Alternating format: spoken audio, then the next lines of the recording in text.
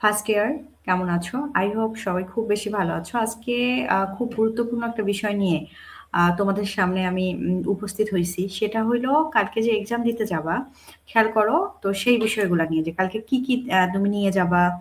তারপরে হচ্ছে অনেকেই আমাকে প্রশ্ন করতেছো, আপু কি নিয়ে যাবো? কি নিয়ে যেতে পারবো? ওএমআর শিট কিভাবে দাগাবো? কি কালার কালি ইউজ করতে পারবো? এই বিষয়গুলা এই ক্লাসে সব সলভ হবে ইনশাআল্লাহ। দেখো, অনার্স ১ম বর্ষ এটা জাতীয় ব্যানার পরীক্ষা। যা নিতে পারবা। রেজিস্ট্রেশন কপিটা তুমি নিতে পারবা। খেয়াল করো। রেজিস্ট্রেশন কপিটা তুমি নিতে পারবা। তারপর কলেজের আইডি কার্ড নিতে পারবা। রঙিন মূল প্রবেশপত্র অর্থাৎ রেজিস্ট্রেশনের মূল কপি আর হচ্ছে তোমার এটা এডমিট কার্ডের মূল কপি। এটা কিন্তু তোমাকে নিয়ে যাইতে হবে। না হলে এক্সাম হলে পরীক্ষা দিতে পারবা না তো। কালো কালার ২-৩ টা কলম অবশ্যই নিতে হবে।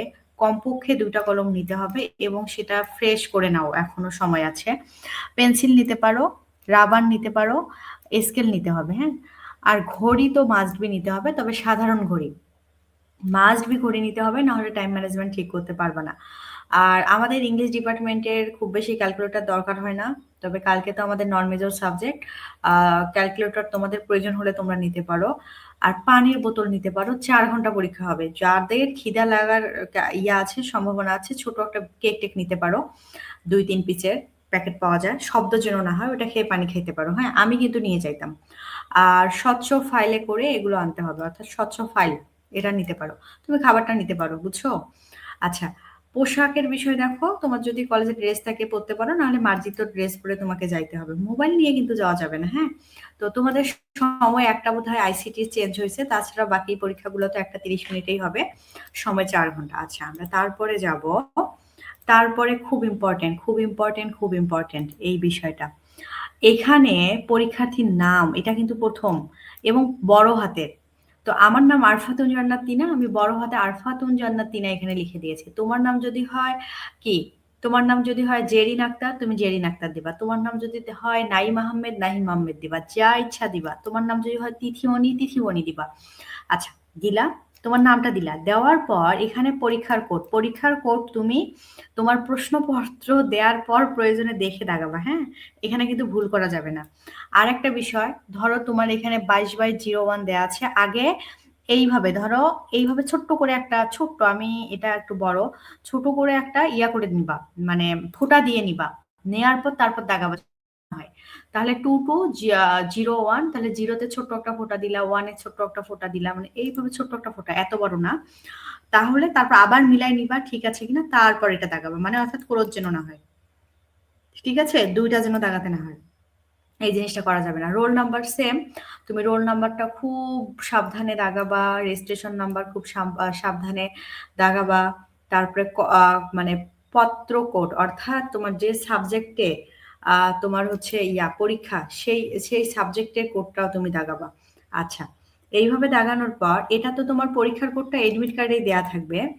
আর কোর্স এটা প্রশ্নপত্রেও দেয়া থাকবে, এডমিট কার্ডেও দেওয়া থাকবে। এট লিস্ট তো জানো কোন দিন কোন পরীক্ষা হবে। তাই না? আচ্ছা। এইটা খুব সময় নিয়ে তুমি দাগাবা। খুবই সময় নিয়ে। এখানে কাটাকাটি করা যাবে না। বুঝতে পেরেছি? আচ্ছা।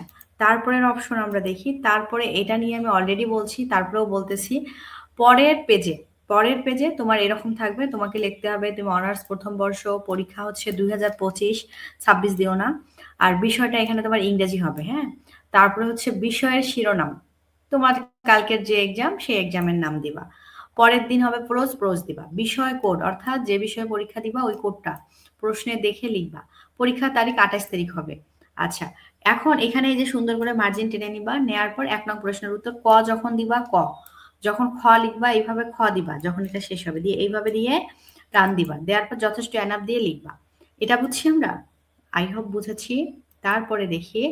আচ্ছা, একটা তোমরা তোমাদের মেইন খাতাটা যখন তোমার নেওয়া হইলো না, তারপর তোমাকে স্যারকে বলবা। ১ পেজ থাকা অবস্থায় তুমি দাঁড়ায় বলবা, "স্যার লুজ লাগবে।" কারণ অনেক সময় না হলে দেরি হয়। এই যে এরকম মনে করো একটা পেজ আছে, ওই পেজটা লেখা না হওয়ায় মানে হাতে ২-৪ মিনিট রেখে তুমি স্যারকে বলবা, "স্যার লুজ লাগবে।" ঠিক আছে? আচ্ছা। তারপর তোমাকে এরকম একটা লুজ পেপার দেবে, বুঝছো? এই যে লুজ পেপারটা দিল না, এখানে দেখো ক্রমিক একটা নাম্বার দেয়া থাকে।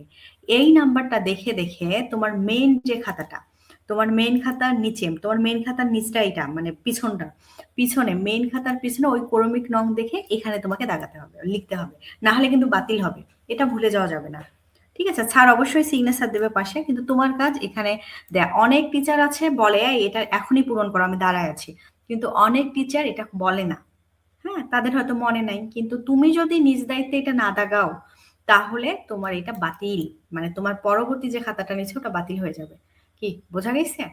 আচ্ছা, তারপরে আমরা দেখব লুজ নেওয়া হয়ে গেল।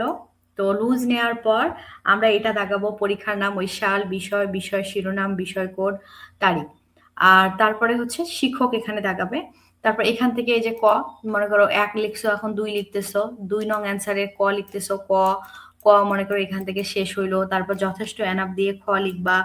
খ লেখার পর খ এখান থেকে লিখবা। এভাবে করবা। তারপরে দেখো আরেকটা বিষয়, আরেকটা ইম্পর্টেন্ট বিষয় হচ্ছে সিগনেচার দেওয়ার বিষয়টা। এটা বলে দিচ্ছি আমি তোমাদের। কারণ না হলে তোমাদের, তুমি যে পরীক্ষায় বসছো তার কোনো প্রমাণ থাকবে না। হ্যাঁ, তোমার পরীক্ষা বাতিল হয়ে যাবে। সো কোনো ক্রমে যদি তুমি তুমি মানে তুমি থাকবা, সচেতন থাকবা। এই দেখো তোমার নামেই একটা ন্যাশনাল ইউনিভার্সিটি শিট করছে, যেখানে তোমার ছবি থাকবে, টিচার তোমার এডমিট কার্ড, ওই যে এডমিট কার্ড রেজিস্ট্রেশন কার্ড কেন নিয়ে যাওয়া হয়, তোমার ওই রেজিস্ট্রেশন কার্ডের ছবি। আর এখানে যে শিটটা আছে ন্যাশনাল ইউনিভার্সিটি কলেজে পাঠাইছে তোমার যে শিক্ষক, উনি আবার দেখবেন, দেখে দেখবেন যে আসলে তুমি সেই ব্যক্তি কিনা।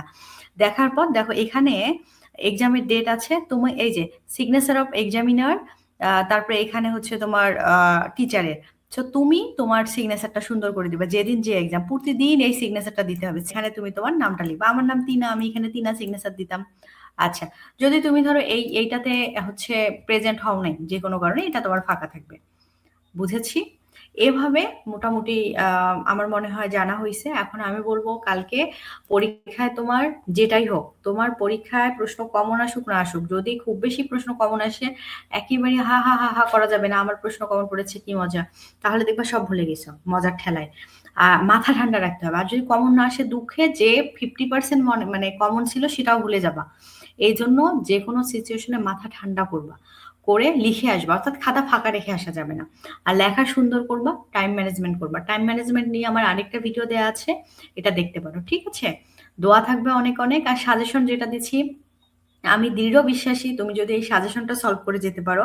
আমি রাত জেগে তোমাদের হচ্ছে কিছুক্ষণ আগে শেষ করছি। প্রত্যেকটা সাজেশনেরই ক্লাস দিয়ে দিচ্ছি। বুঝছো? সাজেশনটা দেখে যাও।